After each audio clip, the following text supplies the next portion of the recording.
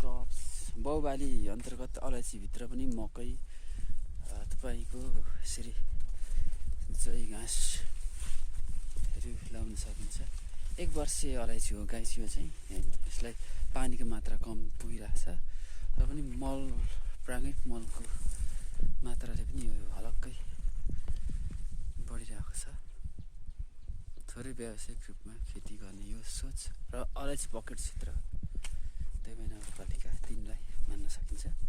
जे आफ्नै घरमा मैले अर्ग्यानिक बिरुवा उत्पादन गर्न सुरु गरेको।